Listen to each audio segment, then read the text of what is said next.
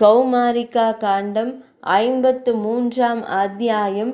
திரிபுருஷ சாலையின் பெருமையும் நாரத தீர்த்தத்தின் மகிமையும். நாரத மாமுனிவர் கூறினார், நான் மற்றொரு விஷயத்தை விவரிக்கிறேன். அது அந்த சாலையின் சிறப்பு மண்டபத்தின் உன்னதமான பெருமையாகும். முன்னதாக நான் அந்த புனித தலத்தை நிறுவிய போது சிறந்த அந்தணர்கள் என்னிடம் இவ்வாறு கூறினர். புனிதமான சடங்குகளை செய்பவரே, முனிவரே, இப்புனித தலத்தை பாதுகாப்பதற்கான ஏற்பாடு ஒன்றை செய்யுங்கள். அதன் பேரில் நான் இப்புனித தலத்திற்கு நான் பாதுகாப்பு அளிப்பேன் என்று உறுதியளித்தேன். பின்னர் நான் மனதை ஒருமுகப்படுத்தி பிரம்மதேவர், விஷ்ணுமூர்த்தி மற்றும் மகேஸ்வரனார் ஆகியோரை திருப்திப்படுத்தினேன். அதனால் அந்த 3 சிறந்த தேவர்களும் மகிழ்ச்சி அடைந்தனர். அவர்கள் என்னிடம் வந்து, நாரதரே, ஒரு வரத்தை தேர்ந்தெடுங்கள் என்று கூறினர். அவர்களை வணங்கிய பின்னர் நான் இப்புனித தலம் பாதுகாக்கப்பட வேண்டும், இப்புனித தலம் சேதமடையாமலும் அழியாமலும் இருக்கவும், எனது புகழ் பரவவும் திருப்தி அடைந்த தேவர்கள் எனக்கு இந்த ஒரு வரத்தை மட்டுமே அருள வேண்டும் என்று வேண்டினேன். அப்போது தேவர்களின் தலைவர்கள் இவ்வாறு உறுதியளித்தனர். முனிவரே, அப்படியே ஆகட்டும். நாங்கள் எங்கள் அம்சங்கள் பகுதிகள் மூலம் உங்கள் அந்தணர்களுக்கு பாதுகாப்பளிப்போம். இதனை கூறிய பிறகு அந்த 3 தேவர்களும் தங்கள் அம்சங்களை, தெய்வீக ஆற்றல் கூறுகளை வெளிப்படுத்தி அளித்தனர். அதன் பின்னர் அந்த 3 சிறந்த தேவர்களும் மறைந்தனர். பின்னர் அந்தணர்களுடன் இணைந்து முப்புவனங்களின் தலைவர்களான பிரம்மா, விஷ்ணு மற்றும் மகேஸ்வரனார் ஆகியோர் தனித்தனியாக அச்சாலைக்கு முன்னால் புனித தலத்தில் காவலர்களாக நிறுவப்பட்டனர். எப்போதெல்லாம் அந்தணர்கள் யாராலாவது துன்புறுத்தப்படுகிறார்களோ அப்போது பின்வரும் நடைமுறை பின்பற்றப்படுகிறது. முற்பகலில் ரிக்வேத மந்திரங்களும் நண்பகலில் எஜுர்வேத மந்திரங்களும், 3ஆம் யாமத்தில் அல்லது பிற்பகலில் சாமவேத மந்திரங்களும் உரத்த குரலில் ஓதப்படுகின்றன. பின்னர் கோபமடைந்த அந்தணர்கள் அத்துன்புறுத்துவோர் மீது சாபங்களை இடுவார்கள். அவர் யாராக இருந்தாலும் 7 தினங்களிலோ ஓராண்டிற்குள்ளோ அல்லது 3 ஆண்டுகளுக்குள்ளோ சாம்பலாகி விடுவார். அதற்கான மந்திரம் பின்வருமாறு. நாரத மாமுனிவரின் முன்னிலையில் அந்த புனித தலத்தை பாதுகாப்பதாக நீங்கள் அனைவரும் உறுதியளித்திருந்தால் அந்த சத்தியத்தின் வலிமையால் எங்கள் எதிரி உடனடியாக சாம்பலாகட்டும். இந்த மந்திரத்தின் விளைவாக துன்பம் விளைவிப்பவர் சாம்பலாகி விடுவார் என்பது உறுதி.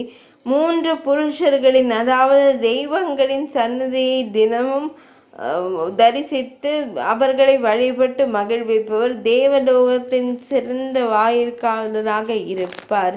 3 புருஷர்களின், அதாவது தெய்வங்களின் சன்னதியை தினமும் தரிசித்து அவர்களை வழிபட்டு மகிழ்பவர் தேவலோகத்தில் கௌரவிக்கப்படுகிறார்.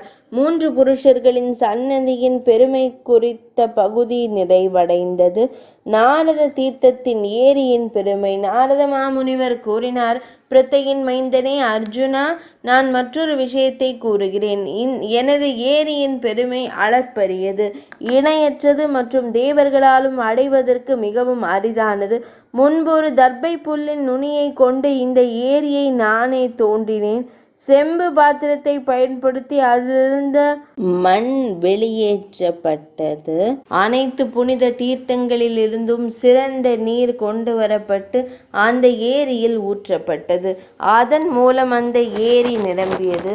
ஆஸ்வின மாதத்தில் வரும் ஏதேனும் ஒரு ஞாயிற்றுக்கிழமை தினத்தில் ஒருவர் அங்கு நாரத ஏரியில் புனித நீராடி மன தூய்மையுடனும் உடல் தூய்மையுடனும் இருந்து, குறிப்பாக தான தர்மங்களை செய்து, ஷார்த்தம் பித்ருக்களுக்கான சடங்கு செய்தால் அனைத்து உயிரினங்களும் அழியும் காலம் வரை, அதாவது உலகம் அழியும் வரை அவரது பித்ருக்கள் திருப்தி அடைவார்கள். இது பூமி முழுவதும் நாரதீய சரஸ், நாரதருக்கு சொந்தமான ஏரி என்று நன்கு அறியப்படுகிறது.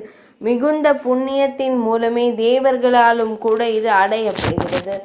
இங்கு வழங்கப்படும் தானங்கள் மற்றும் நெருப்பில் செய்யப்படும் ஹோம பொருட்கள் அனைத்தும் ஜபம் மற்றும் விரதங்களை முறையாக கடைபிடிப்பதன் காரணமாக அழியாத பலனை தருவனவாக கருதப்பட வேண்டும்.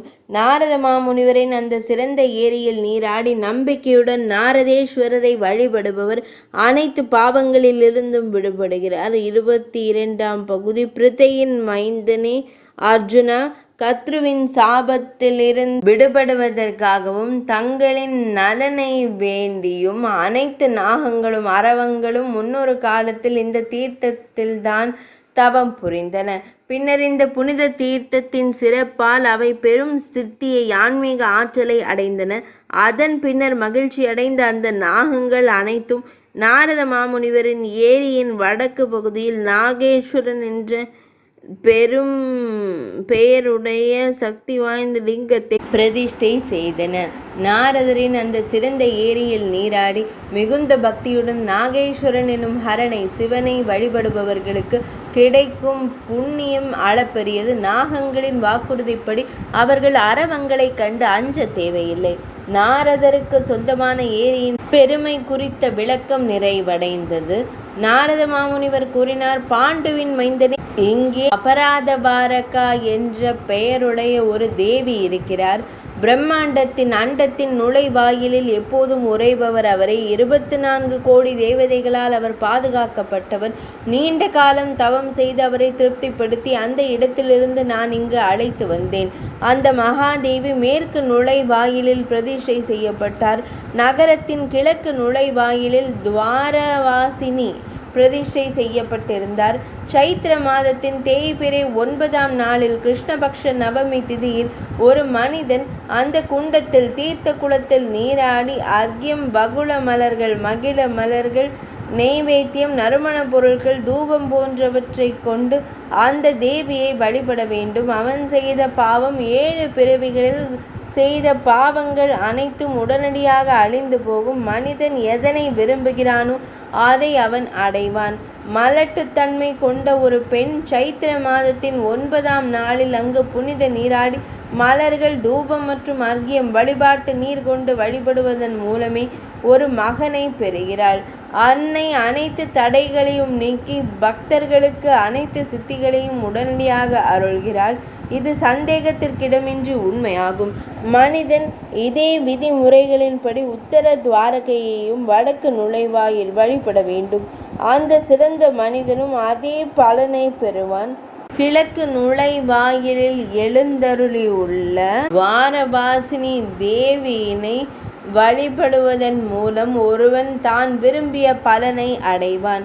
ஆஸ்வின மாதத்தின் வருகையின் போது, குறிப்பாக நவராத்திரி தினத்தின் அதாவது முதல் 9 தினங்கள் காலத்தில் பக்தன் 9 இரவுகளும் விரதமிருந்து தூய்மையுடன் அந்த தீர்த்த குண்டத்தில் நீராட வேண்டும்.